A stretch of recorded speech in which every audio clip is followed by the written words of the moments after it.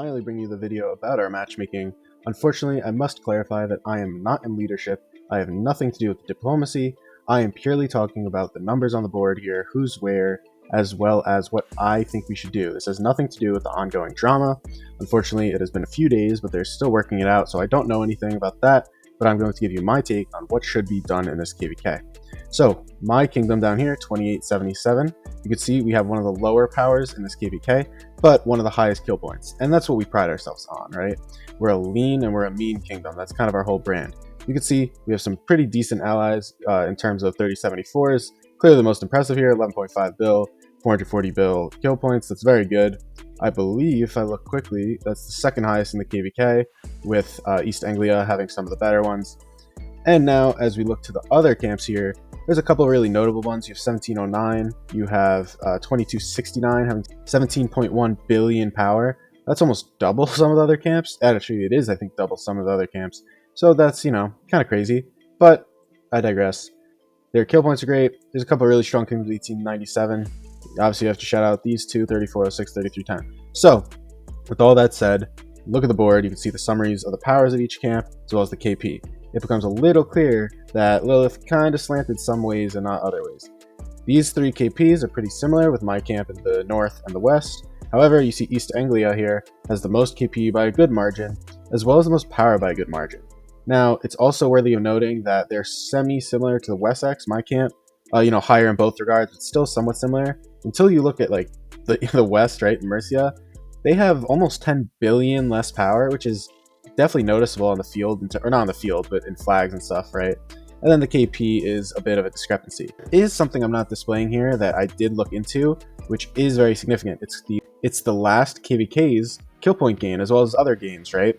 And what we actually see when you investigate that is Mercia here is one of the most impressive camps in terms of the gain. Now, I don't have that data on hand, so I can't show it, unfortunately, but they do have one of the better gains. So what does that mean? It means that, yes, they have lower power, but they do have higher KP than our two camps for a reason.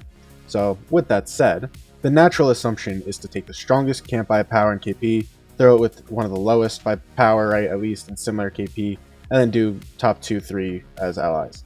Now, why in this case am I going to say no? Because doing it diagonally like this is a bit of a, yikes.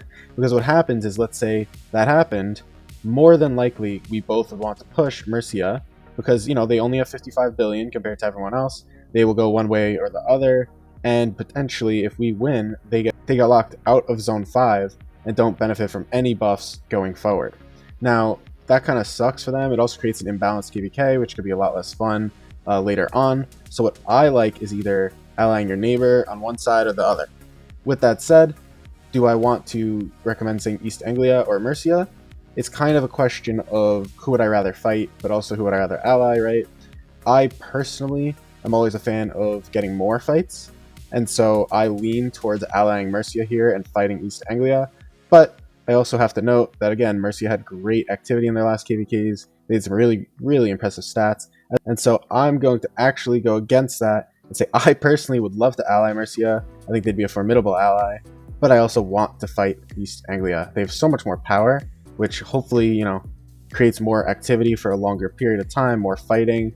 Almost every single kingdom has a better KP, which I like. I like seeing that. I get a little nervous when I see some camps having kings like this or kingdoms like this, right, where there's very low KP. Especially if you look up here, you'll notice that there's a very high power low KP kingdom, which typically tells a story of deadweight, whereas 1153 perhaps, yes, they have a low KP, but you also have to consider that they are very low power, which can be tough for them because they're probably mid Bs that don't really fight that much. So that's kind of that. With that said, I would love to ally Mercia here and fight here. That means we would push into this zone against East Anglia. They would go this way too because their ally is a safe zone. We, let's say we won, we get the buffs, they can get the buffs here. It just creates a much more nice dynamic going with your neighbor.